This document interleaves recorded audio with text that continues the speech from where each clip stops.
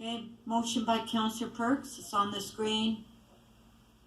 Yeah, on favor, carried. The next one by Councillor Perks.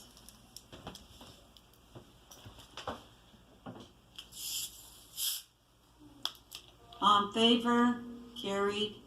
Motion by Councillor Wong Tam.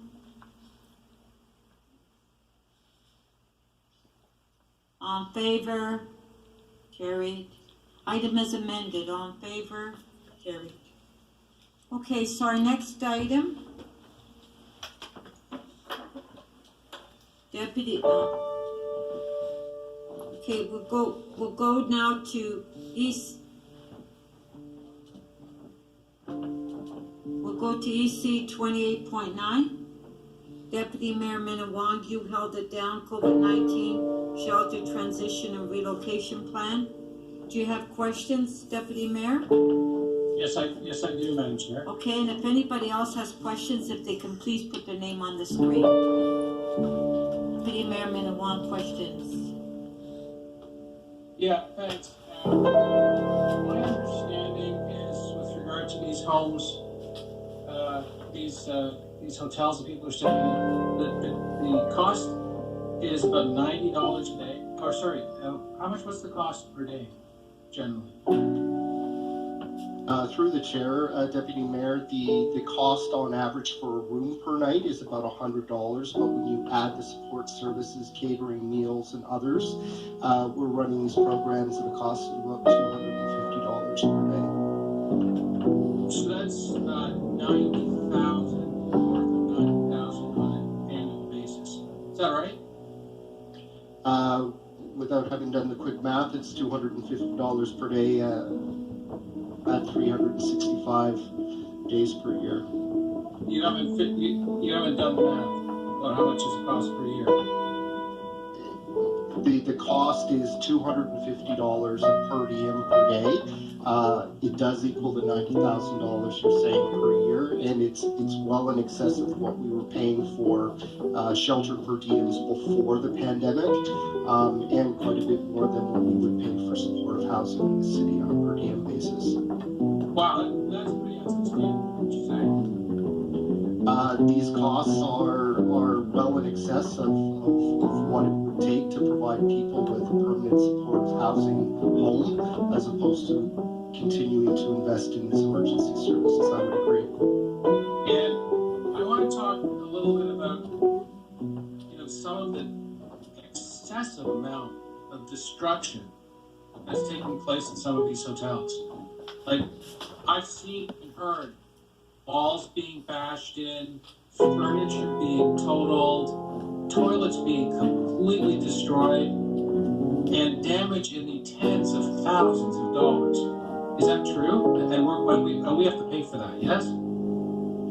Through the chair, Councillor, there's certainly in these sites not purpose-built as emergency shelters have taken more wear and tear in excess of what we'd see in the base shelter system. So there has been damages across these sites. And with respect to the leased hotels that we're in, we do have an obligation in those leases to return the properties to the owners, minus wear and tear that would be provided over the course of our use in them to a state that we received in advance of using them. Yes, so that when I said like walls busted, furniture destroyed, toilets smashed in, that's correct, right? That's happened,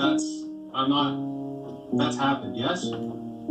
So through the chair, Councillor, I don't know of the specific circumstances in every case. Certainly there has been damage. We've had approximately 3,000 people using these facilities over the course of the last almost 24 months, and many more beyond just those 3,000 have cycled through the rooms over the course of our pandemic response. So the repairs could go in the tens of thousands of dollars to put some of these hotels right into the way that they were prior to when they were taken over. Through the chair, Deputy Mayor, we did attach a confidential attachment to the staff report that provides some estimates on the restoration costs of the 12 hotel lease sites that we're using. And are some of these hotels also claiming that we have to pay a significant amount of money so that they can actually get back their reputations that they lost. So, for example, a downtown hotel, if you were to Google them now, it would be a shelter, and now we have to pay. They're claiming that we have to help them get their site reputation back. Is that something you've heard of? Through the chair, Deputy Mayor, it's not something I've heard of, no. And right now, you have delegated authority for what, $50 million? Is that right? You don't have to come to council? Is that what we gave you? Through the chair, that's correct. When's that going to end? How long? When will you not need that delegated authority? Because we have to give you that authority because of COVID. You have to make decisions, and we delegated that authority to you. When are you going to recommend that the council get that authority back? So the staff report through the chair, Deputy Mayor, the staff report we're bringing forward to you does seek authorities that go beyond that current authority that we have, and that is to extend our COVID-19 response for another full year. Well, what about new sites? Last question. What about new sites? When are you going to recommend that we get that decision-making authority back for new sites? Yes, through the chair, Deputy Mayor. So it's not something that we're considering at this point. When new sites are introduced to the system, it's often in response to demand for a surge in people who are experiencing homelessness, and to respond to that demand, we received that delegated authority to open sites within the authorities you mentioned. Thank you, Councilman Wong. The next questioner is Councillor Perks. Go ahead, Councillor Perks. Thank you so much, Deputy Speaker. Obviously, a key thing for us to have in our minds as we do this is the capacity of the shelter system overall. And one of the key determinants of that has got to be the success we're having, or lack of success we're having, placing people into permanent homes. Could you give me a bit of an update on the progress towards the 1,000 modular homes, the 1,000 rent supplements, and the 1,000, I forget what the other one is, the 24-month action plan? Sure. Through the chair, I'll defer to Abby Bond at the Housing Secretary. Thanks, Gord, and thank you, Councillor. Through the Speaker, so we're on track. Yeah, that's right. Through the Speaker to both Gords, I'd like to update you and tell you that we're on track by the end of 2022 to open around 2,800 new units of supportive housing, and also to have kind of provided around 1,000, including 1,000 units of Canada Ontario housing benefits.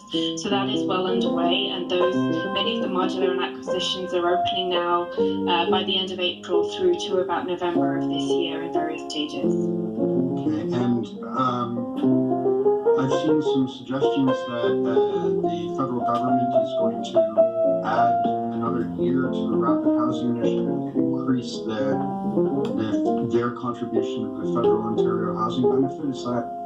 Do I understand that correctly? Through the Speaker, yes, the federal government recently announced an additional allocation for the City of Toronto for just over 400 units of around $200 million. And we are hearing, like you, maybe some indication that there will be a further round of rapid housing which may be announced in the budget. So we're watching that closely to see if there's further opportunities beyond the Rapid Housing Initiative phases 1 and 2. Okay, thank you. Back to the other board, Mr. Tanner. Could you give me a sense of how many people between the shelter system and people who are either sleeping rough or couch surfing are homeless in the City of Toronto right now? Through the chair, Councillor, we would estimate probably 8,500 people.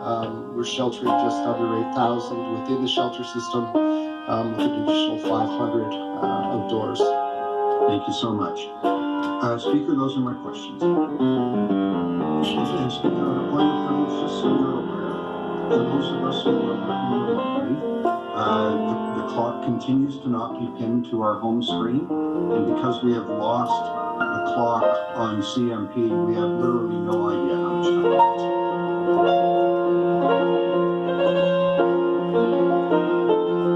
I'll have the clerk respond because it's my understanding that you do have it. I don't know. I'll have the clerk respond. Madam Speaker, Councillor First is correct. Because it's not possible to pin the timer to the screen, to the actual screen. I think what we'll try for the balance of today and see how that goes is we will attempt to start both timers at the exact same time, the one in CMP and the one in the room. I warn you, Madam Speaker, that there could be, 5, 10, 15 seconds discrepancy between the two. And I think my recommendation to you would be to use the one that's displayed in the room right now as the authoritative timer, but we will do our best to keep the second timer synced with the first one. Let's see how that goes for the balance of the day, Madam Speaker, and then we can make some adjustments tomorrow. Okay. Councillor Layton. Yes, thank you very much, Madam Chair. I've been holding off the timer discussion here for a couple meetings now. Maybe you just tap your mic at 15 seconds or something. Maybe that'll help. I don't know, but I'm going to ask some questions of staff here, just further to the Deputy Mayor's questions. If we didn't have these hotels, because there's thousands of individuals that are staying in them currently, what would their other options be? Through the chair, Councillor, we continue to adhere to public health guidelines, so we would not have other options to shelter those individuals in the programs currently. So those individuals would be forced to sleep rough in the city because there's no shelter space. That could be the result, yes. It could be. Where most of the individuals, where did they move in from? Through the chair, Councillor, so of the 3,200 people we have within these programs right now, about 2,000 moved out of the base shelter system to achieve physical distancing, and about 1,200 more people moved into those hotel sites, many of them from encampments that we experienced last year. So it's pretty safe to say that if the hotel system didn't exist, these 3,200 people, because they can't return to the shelter system, would be without shelter. Through the chair, that's correct. Thank you very much. The supportive housing request of the province, is someone able to update us on the status of the 2022 budget request of the province for supportive housing? Through the chair, Councillor.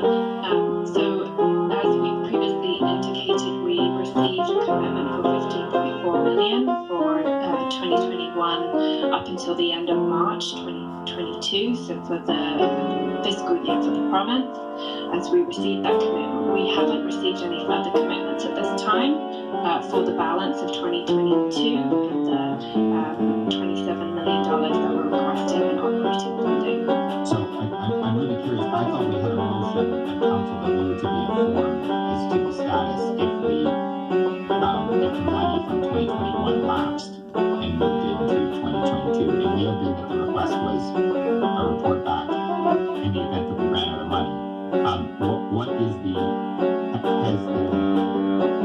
has the schedule for rolling out our 2022 supportive housing units changed? Through the Speaker, no, we've recently reported out to you through the budget and other discussions the anticipated timelines of new units opening in 2022. While there is some minor changes to that schedule, basically that remains the same.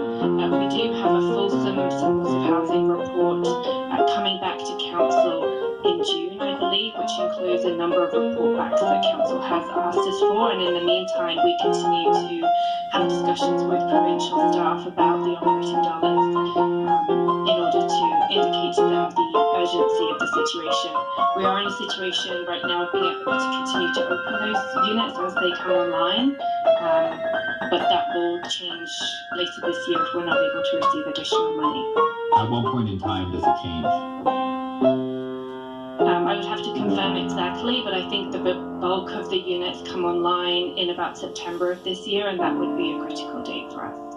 Okay, thank you very much. There's a recommendation in the report, just with my last minute, there's a recommendation in the report that involves us identifying a partner to help move individuals from the shelter hotels into permanent housing. How is this different than how we would currently treat the situation? Through the chair, Councillor, so, you know, we are working through many of our community partners, each of whom have housing councillors on staff to connect with clients and support them to develop housing case plans and move into housing. Things like accessing income support ID and applications. That would be our regular approach. Through the shelter transition plan, we're looking to enhance some of those housing supports across the system, and when we have a site that is slated to close, we would enhance the housing supports at that location to ensure that as many people could gain access to housing as possible. And that might be from another community-based agency, if you will. Thank you very much. Thank you. Councillor Lai, questions? Thank you, Speaker. I just have a couple of questions that I didn't have a chance to ask the committee because I ran out of time. And through you, I just wanted to ask staff about, in the report it says on an average, 6,300 people stay in the shelter system per night. Is that correct? Through the chair, Councillor, that was a number that was the average in 2021. So far in 2022, that average is upwards of 7,600 people per night. Wow. So what was since 2020, the beginning of the pandemic? How many did we have when we started, first started? When we started the pandemic, we were about sheltering around 8,000 people a night at that point. The difference being that at that point we were responding to a large number of people that were refugee claimants in the system, and those numbers have dwindled over the course of the pandemic, and we've been serving more single individuals and couples who are non-refugee claimants. I see. And so I heard that a lot of different parts of Ontario or even from the country, they heard that they're really treating the shelter system is a very good hotel in Toronto. Let's go there. So I'm just wondering, in terms of supportive housing, the province is giving us some funding, and the federal is giving us some funding, although they have not honored the commitment yet. But do we have any funding in this regard from both the provincial and the federal government?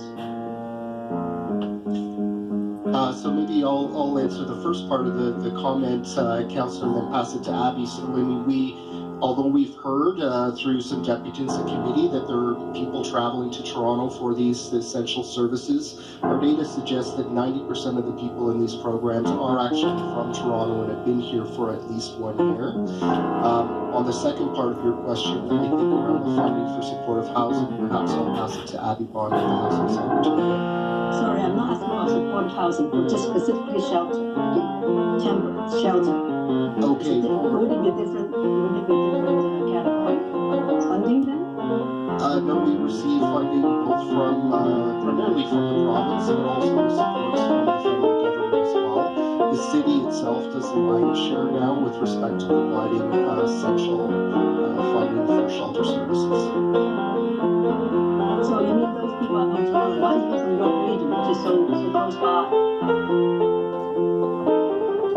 Through the chair, Councillor, maybe I'm not understanding the question. So,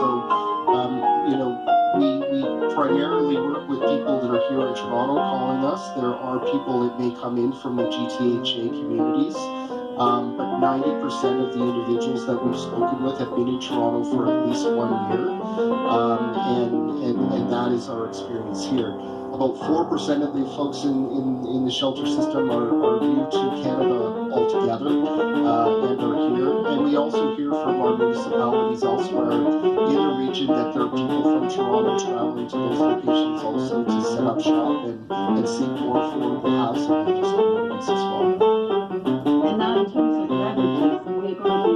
there's going to be refugees from Ukraine or still other refugees to come. How much does it cost to shelter 750 refugees?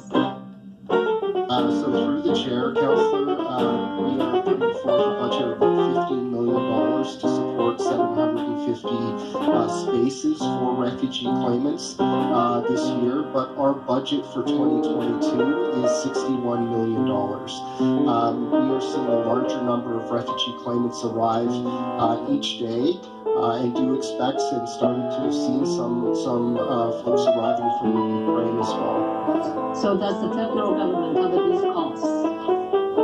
Through the chair, Councillor, the federal government in the past has covered this cost. So far for 2022, we have not received any funding for those services. Are there any plan to ask them for help, or is it in the works? Yes, through the chair, Councillor, there's certainly ongoing intergovernmental conversations with the federal government on the importance of providing the city with resources to support what is an immigration issue, if you will, and that we feel is outside the scope of our emergency shelter system. Those talks are ongoing, and we hope that somebody will be forthcoming. So just to finalize, my last question is, there is a shortfall of $46 million for the refugee shelter that we are still pending some commitment from any form of government. Am I correct? No, sorry, to correct, it's $61 million. We're looking for the full $61 million. Thank you. Okay, now what about the $15 million? What is it? You mean the city has committed? Yes, so through the chair, Councillor, we have $61 million approved in our 2022 budget to serve refugee claimants, but it currently is an unfunded pressure for the City of Toronto. The $15 million we're talking about in the report comes out of that $61 million. Thank you. Okay, thank you, Speaker. Councillor Mantis. Through you, Madam Chair. Mr. Tanner, how many people have been, since the pandemic, how many people have been transitioned from the shelter system to housing? Through the chair, approximately 6,500 people have moved into permanent housing over the course of the pandemic. That would be up until January of this year. Does the permanent housing include hotels? No, the permanent housing would be a mix really of people moving into permanent housing where they've got tenure of a lease with the landlord, and so would be outside of the hotel system that we're referring to here today. But from the hotel system that we're referring here today, how many have been transitioned into housing? I'd need to get you the specific breakdown of the 6,500 people, how many came from the shelter hotels. But given that it's about half of our system, I would propose to say it's about half of those individuals. Now, from the RFPs that were conducted prior to the pandemic, specifically in 2018, why are they not included in this report for transition out of the hotel system? Through the chair, so we secured those contracts through an RFP, as you mentioned, and so we have the ongoing authority to extend or renew options related to those contracts. So we're not seeking that authority through council today. However, the full transition plan would include those RFP hotels. So we aren't looking to permanently stay in those RFP hotels. They were just procured under a different mechanism, if you will. Now, in that RFP process, does the contract include, and you were saying that no delegated authority is needed by councillors or the public in the community to give input for the housing mechanism? Through the chair, there would not be a term in those contracts, no. So there's no, so you have asked input from councillors and the public? for housing people in specific areas?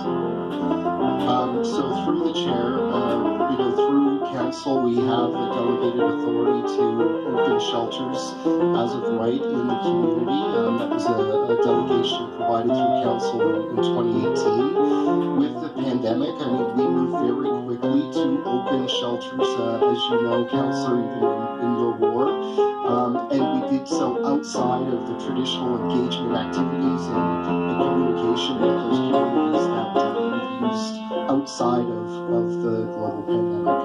But if the global pandemic started in 2020 and the RFP has been issued in 2018, why would you need that delegated authority in the contract when there was no pandemic at the time? So through the chair, councillor, the delegated authority we have to open shelters may be a separate issue than the RFP or the mechanism under which we procured these hotels. So I think it's a different issue that predated the pandemic itself. So the Delta contract, is it not for $53 million over a span of 5 years? Through the chair, councillor, I'd have to give you the specific number on the specific hotel you're referencing over the course of the 4-year term. So let's say that it is, because it is in the contract. That would have come out for 301 people that are housed. It comes out to about $6,000 a month per person. Is there any more? Was there another efficient way of spending the funds for the shelter that we could have housed more people in any other housing mechanism? Yes, through the chair, certainly we took unprecedented action with respect to the global pandemic to save lives and to move people out of our base shelter system. The expense has been significant, and certainly we feel that an investment in supportive housing is a much more efficient way to provide people both the safety from COVID-19, but also a permanent, dignified place to call home. Now, last question. Yes, Madam Chair. Now, in that sense, what are we going to do forward for the residents in the area to be able to lift the people up that are also in the shelter system, to be able to cover them up coming into society? Yeah, through the chair, great question, councillor. It is our goal to get people out of the shelter system and into permanent housing, and to ensure that homelessness is rare, brief, and non-reoccurring. We do not want the shelter system to be a destination in the city, but an emergency social service that's available when people are in need. So it's certainly our focus, working closely with Abby and her team, to move as many people as we can out of the shelter system where the costs are significant, and into permanent housing with the supports they need to be successful. Thank you. Councillor Carroll, questions? Thank you. I just want to ask Mr. Tanner some quick questions to sort of help him paint a picture here. There are a few of the hotels currently sheltering Torontonians that were already in use under RFP because we already were struggling to shelter all of those that were living homeless in Toronto. Is that not the case prior to the pandemic? Yeah, through the chair, councillor, we've used hotels to augment shelter space for 30 years. Prior to the pandemic, we were using several large hotels to support the needs of refugee claimants. Right. And we transitioned those sites over to support others when the pandemic hit. Right. So at the point the pandemic began, you and your team were asked to move very quickly, were they not? For the purposes of infection control, the strategy we're using now of leasing additional hotels and spreading out homeless, a population that was growing as the pandemic proceeded, you needed to move quickly, didn't you? You didn't have any options other than the hotels and the few non-hotel facilities that we're talking about in this report. Am I right?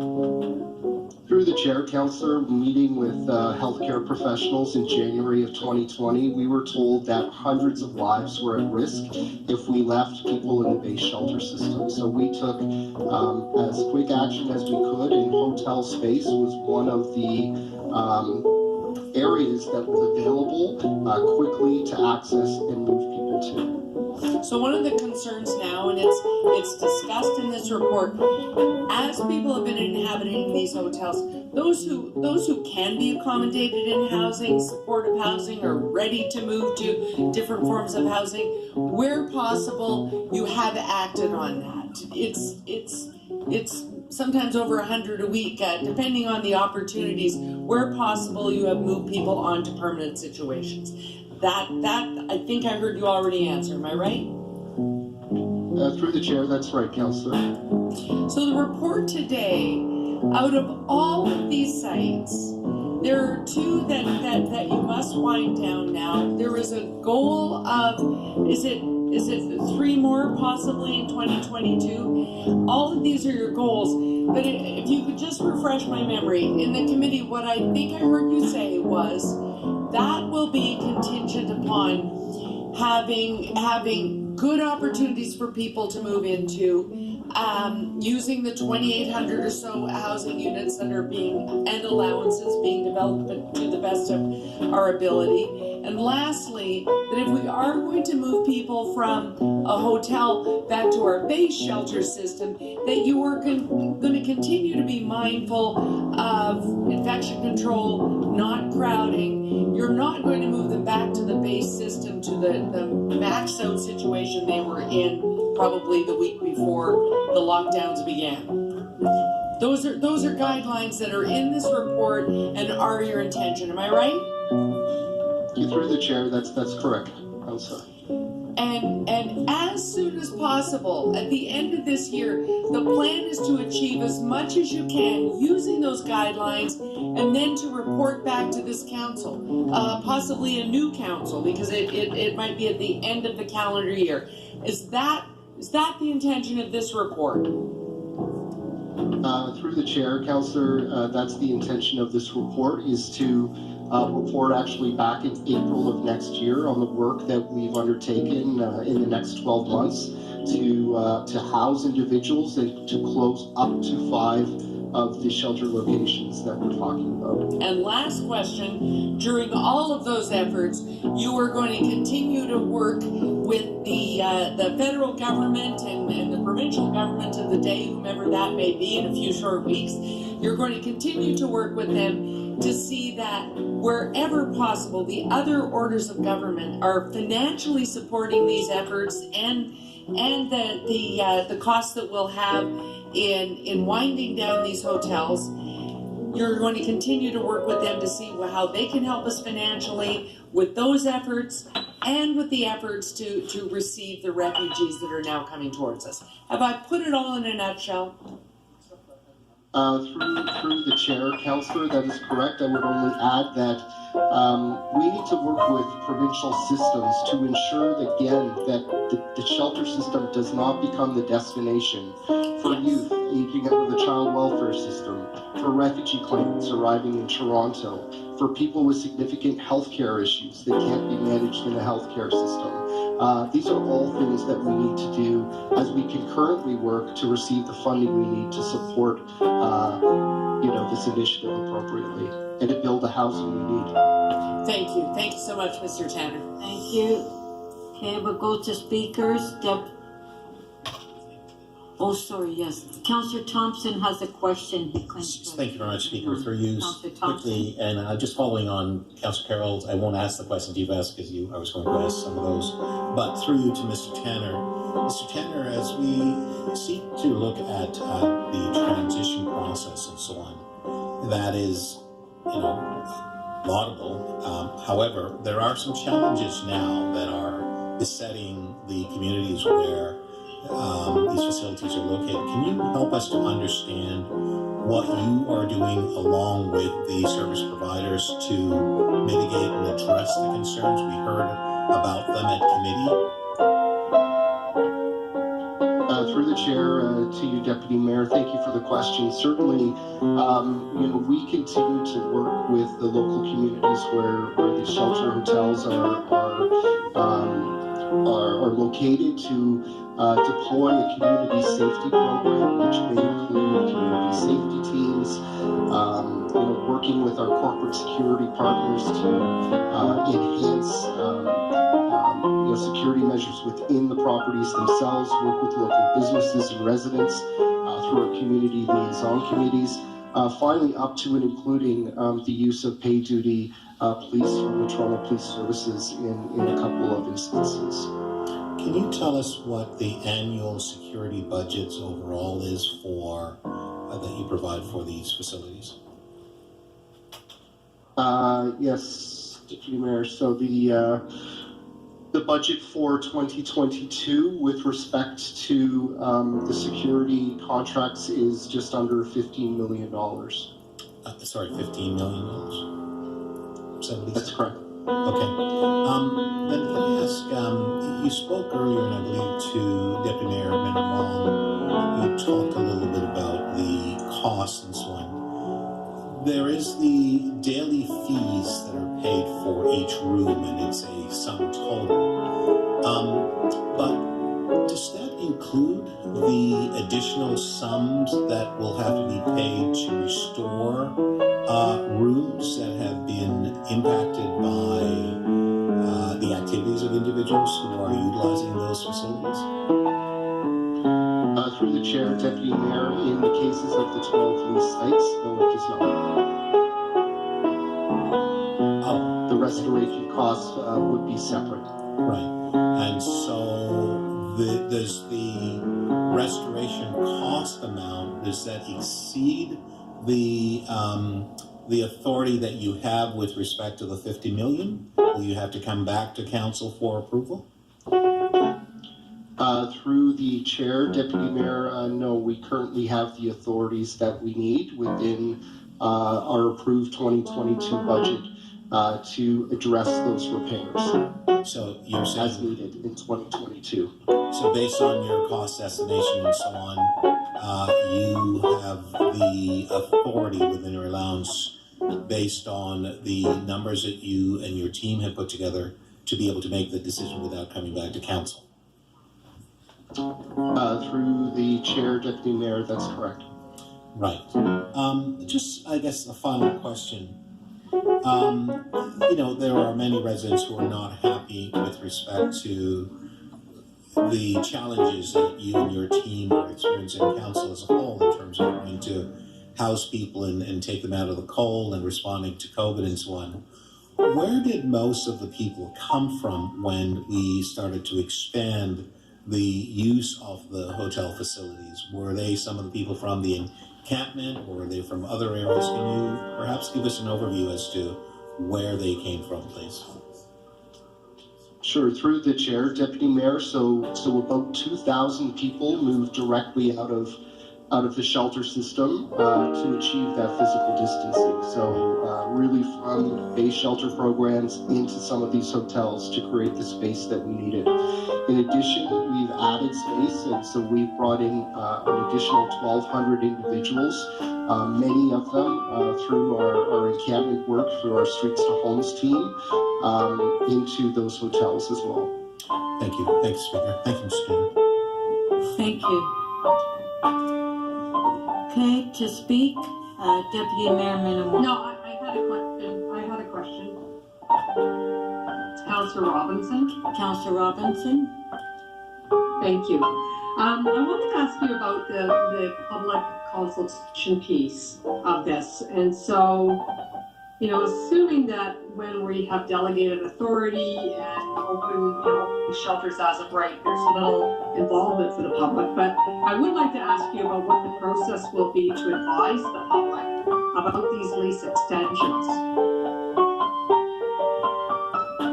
Through the chair, Councillor, so, we have been updating our public website and bringing that information through the community liaison committees and to community stakeholders, as well as the local councillor as decisions have been made about the lease extensions.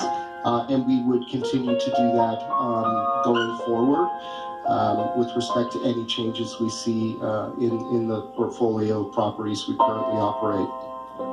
So I heard that you're updating your public website and advising the local councillor. Was there something else that you're doing to advise the public? Through the chair, Councillor Robinson, so we do have what's called community liaison committees at many of these programs. Those committees meet approximately monthly. They're made up of local residents associations, business owners, and often our local stakeholders that would be engaged and information would be shared with those groups as well. But that would be a very targeted group. I'm familiar with the one with Roehampton. That's a very targeted select group of people. That's not the public at large in the neighborhood or community. Am I right? Yeah, through the council. I mean, certainly we would use those networks to share that information. Also, sometimes including the local councilor's newsletter to the community, using whatever channels that we can use to get the word out about the property and the reality with the lease. Okay, thank you very much. And I think, we really pride ourselves on public consultation in this city. It's an important part of any process, no matter what it is. So how can we transition back to public consultation? Because certainly Roehampton, as you'll recall, was very bumpy. I'm a neighboring councillor. I wasn't even advised. I read it in a press release after it already opened. I just really think that public consultation is a critical part of any initiative. So I want to ask you about that specifically. Through the chair, councillor, I mean, we would agree. A successful shelter program integrating in a community happens when we can have a long conversation before the service opens, so that we can talk with the local residents about how a service can integrate well into a community. It is unfortunate that we did not have the time to undertake a comprehensive approach with respect to the opening of many of these locations, and it's something that we will do with new shelter locations in the future as we move beyond this pandemic. Thank you very much. Thank you. So that's it for the questions. Now we'll go to the speakers. If we can put the speakers list on. Deputy Mayor Minnan-Wong, you held the item down to speak. Thank you, Madam Chair. I did